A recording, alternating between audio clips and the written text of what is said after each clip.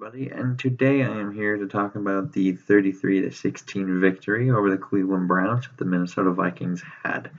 So, Keenum was very much Keenum today, as he was 27 of 43 for 288 yards, a 6.7 average yards per attempt, 2 touchdowns and a pick.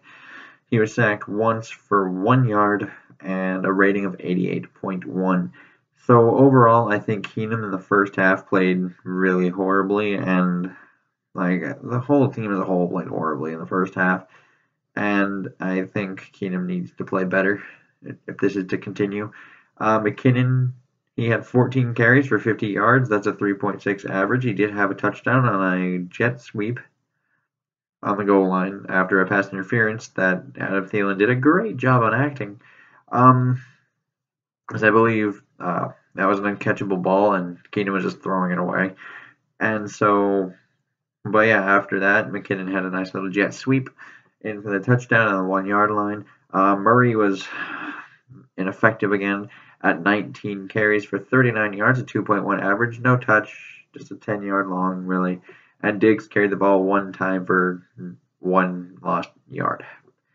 And so the team as a whole, 34 carries for 88 yards, a 2.6 average, and the 1 touchdown McKinnon had. A little bit of a change of pace since the last few games have been averaging a lot of rushing yards. And then Thielen, he is the leading receiver today with Diggsy back. And Thielen had 5 receptions for 98 yards because he still has issues getting over 100 yards. I don't know why, but he went over 100 yards the first game. I don't think he's been over it since. And he had a 19.6 average yards per catch. He finally had a touchdown, though. It's the first touchdown of the year, which is a little surprising. I think he came into this week like 4th or 5th in the league in receiving yards. And his long was 25, and he had 10 targets. McKinnon was the second leading receiver with 6 receptions and 72 yards, 12.0 average, a long of 20, and another 10 target day. And then David Morgan the second, of all people, the blocking tight end, who's more of a fullback at this point, he had 3 receptions for 28 yards on 3 targets, catching all his targets.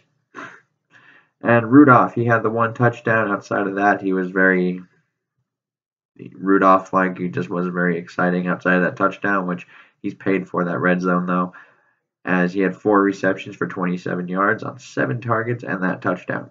So Diggs, his return back, had 4 receptions on 6 targets for 27 yards. Treadwell had the 1 catch for 21 yards.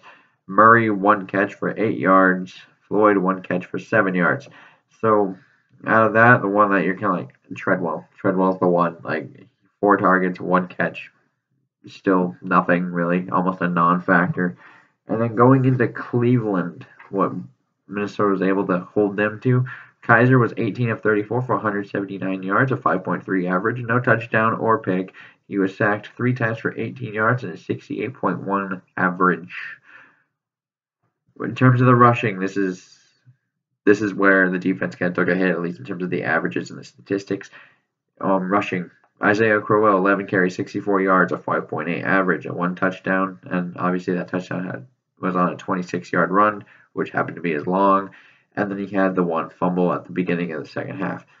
Duke Johnson Jr. carried the ball 6 times for 33 yards, a 5.5 yard per carry average, and a long of 7. Kaiser 5 times for 18 yards. And this all equates to 22 carries for 115 yards for a 5.2 average and a touchdown. So they took a little bit of a hit in terms of the rushing statistics, but I still wouldn't be too concerned over it, if I'm honest with you. Crowell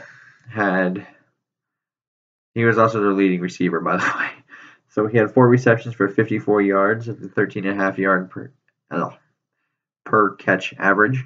And he had so that's on 6 targets. And Ricardo Lewis had 2 catches for 42 yards and a 37-yard long on 6 targets, and that 37-yard long was when Rhodes, it was a nice back shoulder throw, and Rhodes couldn't get to the ball, which happens. It happens. Corners get beat. No matter how elite they are, he will get beat from time to time, regardless of who it is. Even though it's Ricardo Lewis, you're like, oh, he should shut him down. Like, well, for the most part, he was 6 targets, only 2 catches. So,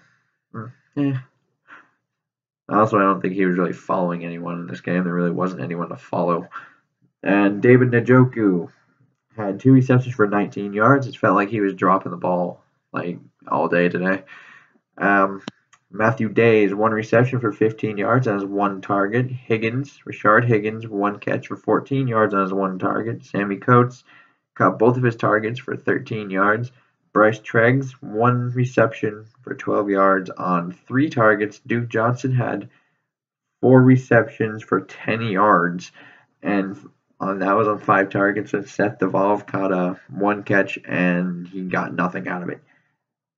So overall, I think the first half was very struggling, to say the least. And to see it happen against a team that we should have been beating very easily to start out with is a little concerning. See how fast that really didn't start up.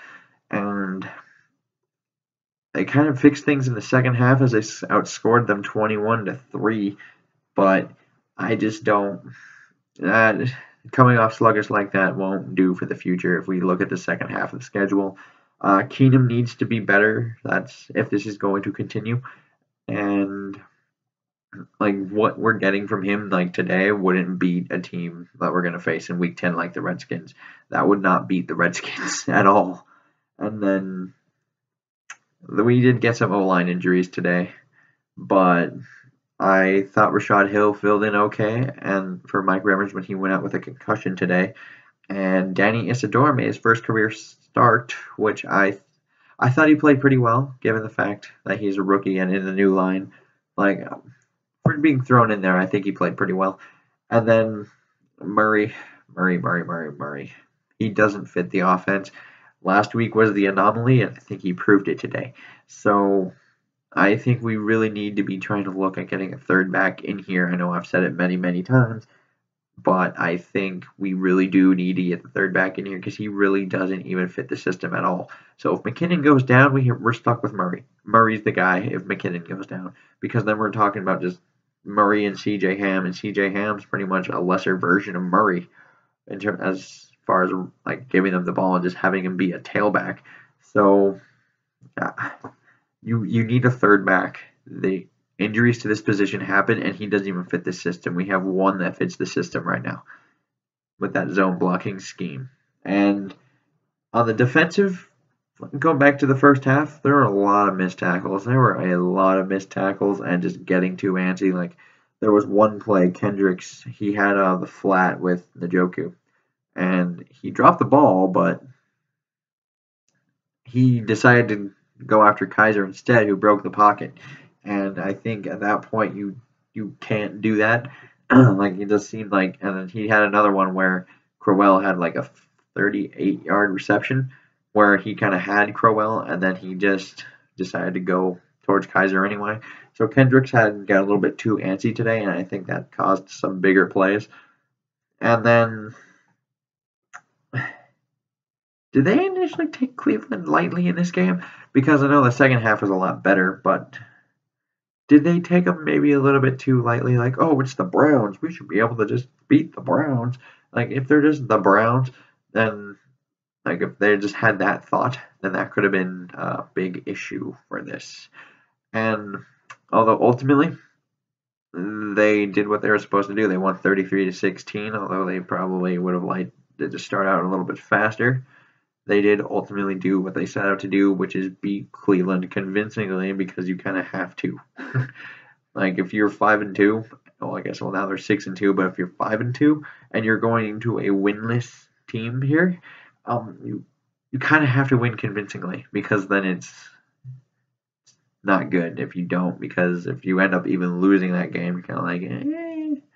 And then you have the bye week, and then things are kind of rolling downhill. So. And then the other thing here, Teddy time? We've gotten a lot of reports. Apparently, it's looking like it's going to be week 10 against, so Keenum may have to, I don't know if he'll play another game or two. He may, but it looks like we will be seeing Mr. Teddy Bridgewater eventually this season.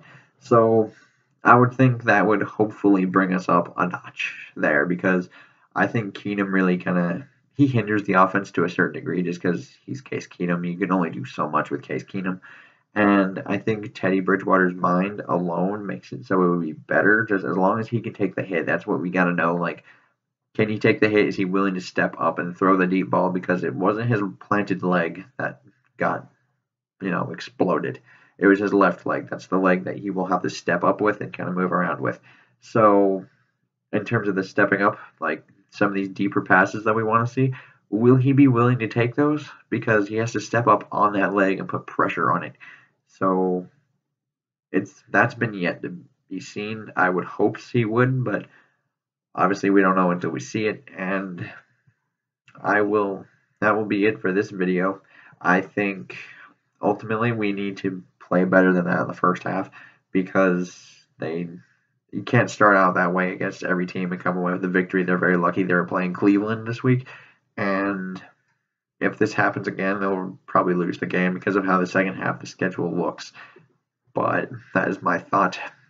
Please do like, comment, and subscribe, and follow me on Twitter at Brian_Spatafora. And till next time, I bid you farewell.